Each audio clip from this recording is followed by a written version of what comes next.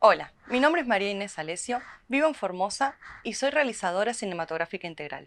Y junto a mi compañero, Damián Parola, estaremos brindándoles algunas herramientas para poder contar sus historias, utilizando elementos básicos de este fascinante lenguaje.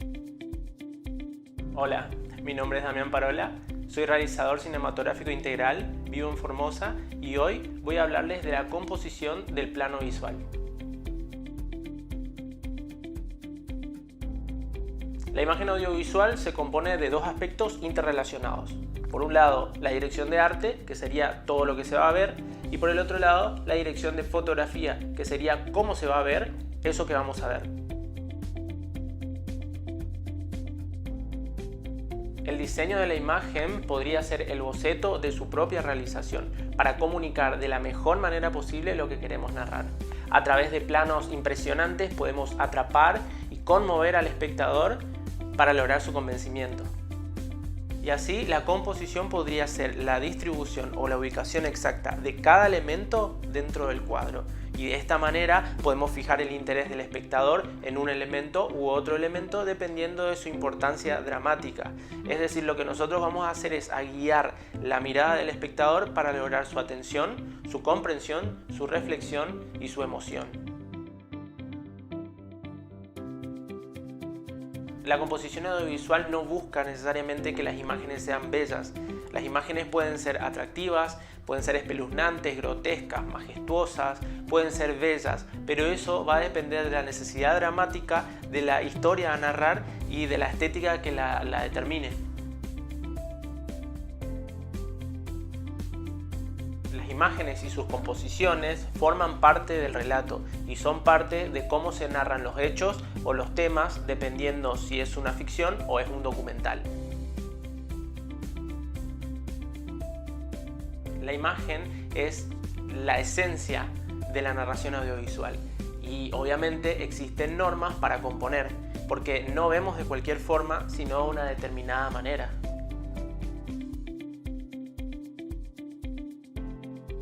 Dentro del diseño de la imagen existen varios elementos que la conforman. El primero, del cual vamos a hablar ahora, es el plano.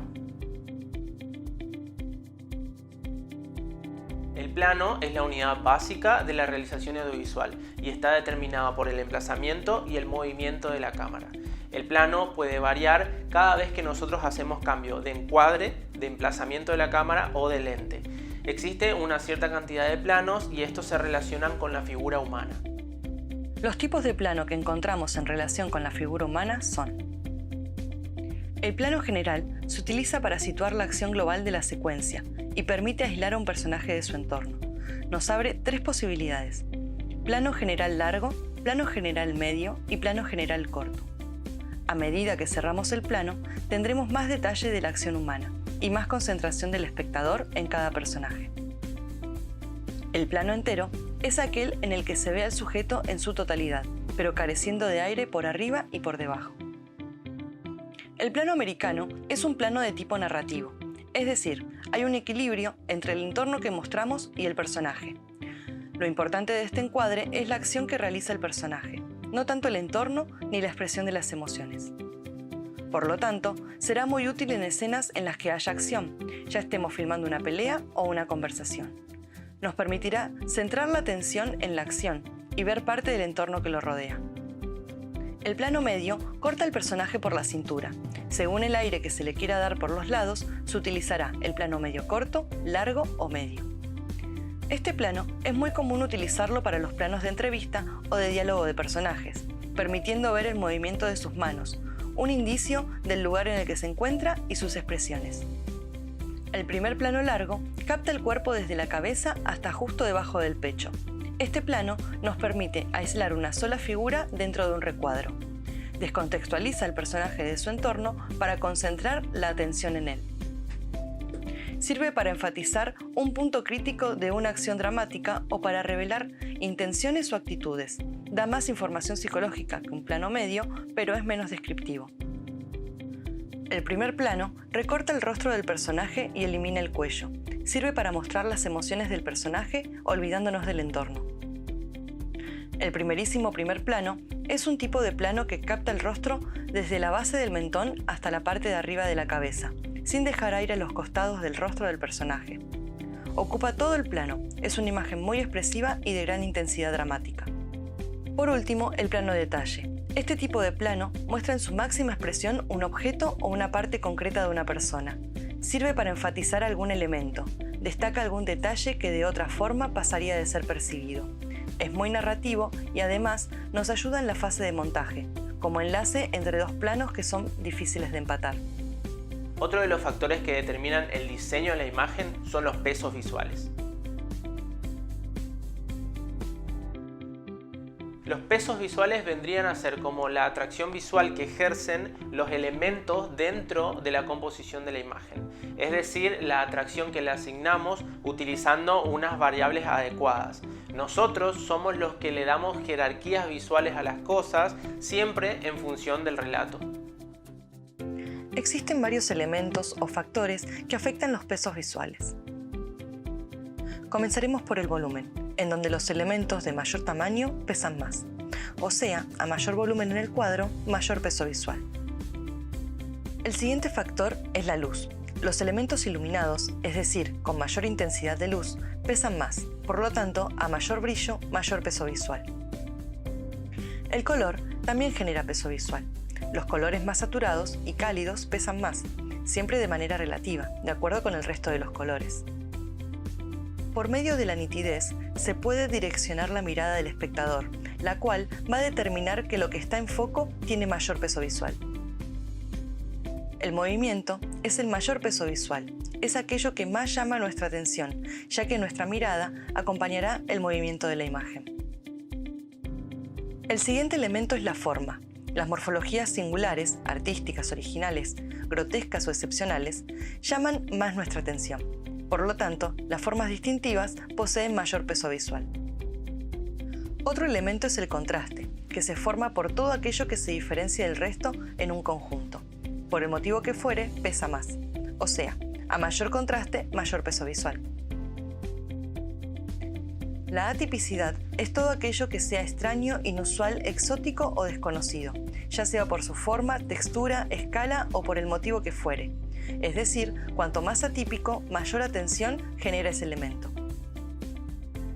En cuanto al simbolismo, se refiere a todos aquellos elementos, actitudes o acciones que poseen representación alegórica. Por ejemplo, una bandera. Estos elementos pesarán más. Por último, tenemos a la ubicación. La ubicación en el cuadro del elemento en cuestión determina en parte su peso visual. Es decir, a mejor ubicación, mayor peso visual. Cabe aclarar que los pesos visuales funcionan de acuerdo a su combinación y a su distribución, dado que varios actúan al mismo tiempo y en el mismo plano. Pero, ¿cómo organizo todos estos elementos dentro del cuadro? Una forma sencilla sería utilizar la regla de tercios. Esta regla nos dice que si nosotros tenemos un cuadro y lo dividimos en partes iguales mediante dos líneas horizontales y dos líneas verticales equidistantes y paralelas entre sí, vamos a obtener una cuadrícula. Esta cuadrícula va a ser nuestra primera guía para nuestras composiciones. La forma de utilizar la regla de los tercios es ubicando los elementos más importantes de la imagen sobre estas líneas imaginarias, particularmente en donde se cruzan, ubicando allí los objetos o personajes más relevantes. Estas intersecciones son los puntos fuertes o centros de atención de la imagen. Si distribuyo los pesos visuales razonablemente bien y utilizando la regla de los tercios, es probable que mi composición no sea la más deslumbrante, pero de mínima va a estar bien y va a cumplir con su cometido, que es el de comunicar. La combinación entre los pesos visuales y la regla de los tercios va a determinar el equilibrio visual. El equilibrio es la distribución razonablemente pareja de los pesos visuales dentro del cuadro. Esta distribución de pesos debe ser diseñada a conciencia para poder lograr una lectura adecuada de la necesidad dramática que buscamos. Uno de los elementos que puede llegar a desequilibrar totalmente nuestra composición a la hora de estar trabajando con personajes es el de dirección de mirada. Y esto ocurre porque tanto la dirección de mirada como la dirección de acción tienen peso propio. Para solucionar este inconveniente lo que hacemos es equilibrar el cuadro poniendo más aire hacia donde está la dirección de la mirada. Como hemos visto, el plano visual se compone de varios elementos que se conjugan e interactúan entre sí. Con estos elementos, aplicando la composición visual, vamos a poder realizar imágenes interesantes de las cuales no podamos despegar la mirada. Además, si a estas imágenes les agregamos movimientos internos o movimientos de cámara, vamos a poder lograr una comunicación fluida de la historia que queremos contar. De esta manera, llegamos al final del tutorial sobre composición del plano visual. Muchas gracias a mi compañero Damián por sumarse a este proyecto, a ustedes que están del otro lado y a nuestros mentores. Esperamos que les hayan servido estas herramientas y nos vemos en una próxima ocasión. Chau, chau.